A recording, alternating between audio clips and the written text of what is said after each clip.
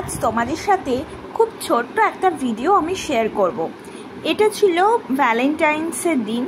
ভ্যালেন্টাইন্সের দিন সকাল থেকে ভিডিও করার সত্যি বলতে প্রতিদিনই সময় হয়ে ওঠে না। ভ্যালেন্টাইন্স ডের দিনও সম্ভব হয়নি, বুঝতেই পারছো।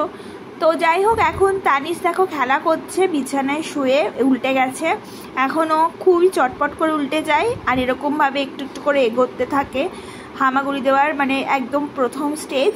ত্রিশও এরকমভাবে হামাগুড়ি দিত, বুকে হামা দিত অনেক দিন, তারপরে ভালোভাবে হামাগুড়ি দিতে শিখেছে। আর ভ্যালেন্টাইন্স ডে আমাদের সেভাবে পালন করা হয় না, গত বছর পালন করেছিলাম। তো তারপরে এই বছরে সেভাবে প্ল্যান ছিল না, কারণ সুপ্রিয়র কাজ ছিল, আমারও বাচ্চাদের নিয়ে আমিও ব্যস্ত, তো সেভাবে কিছুই প্ল্যান নেই। তো আমি তো সেভাবেই জানি যে কিছুই প্ল্যান নেই, কিন্তু হঠাৎ করে সুপ্রিয়র মধ্যে কি বোধোদয় হয়েছে জানি না, হঠাৎ করে ও একটা গিফট এনেছে। সেই ভিডিওটাও তোমাদের সাথে শেয়ার করব। এখন আমি যে ভিডিওটা শেয়ার করছি সেটা হচ্ছে আগের দিন, মানে ভ্যালেন্টাইন্সের আগের দিন রাত্রেবেলার ভিডিও। আর এরকমও খেলছে বলে আমার খুব ভাল লাগছিল। তো আর তারপরে সেই রাতে ভিডিও করতে পারিনি। এবার দেখো পরদিন সকালবেলা ঘুম থেকে উঠেই এরকম একটা আমাকে ইয়েলো প্যাকেট দিয়েছে সুপ্রিয়। তো সেটাতে কি আছে দেখো।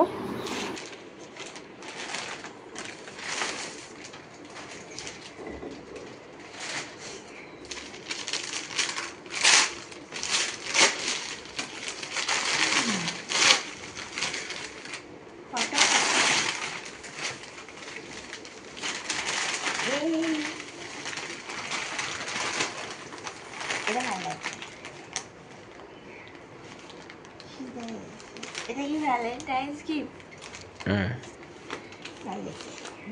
তো ওখানে লেখা ছিল more than a wife I found a friend in of life, এরকম লেখা ছিল। আর ওই যে একটা ফটো দেখলে, ওটা হচ্ছে আমারই ফটো, আমার ফটোটাই দোকানে দেওয়া হয়েছিল। সেই ফটোটাকে ওরকমভাবে করেছে। অ্যাকচুয়ালি ওটা হাতে আঁকা নয়, ওটা সামথিং কিছু একটা আর্টেরই ব্যাপার। তো সেটা করেছে কম্পিউটার থেকেই করা আর কি, হাতের কোনো কাজ নয়। তো ওটা আমাকে সকালবেলা দিল। সত্যি বলতে এরকম ভ্যালেন্টাইন্সে সারপ্রাইজ পেতে তো সবারই খুব ভালো লাগে, আর আমার তো এরকমভাবে কোনোদিন আমাকে কেউ কোনোদিন সারপ্রাইজ দেয়নি। এই প্রথম আমাকে একটা সারপ্রাইজ দিল, আর সেটাও আমার বর দিল। তো আমার তো খুব আনন্দ হচ্ছিল। আস্তে আস্তে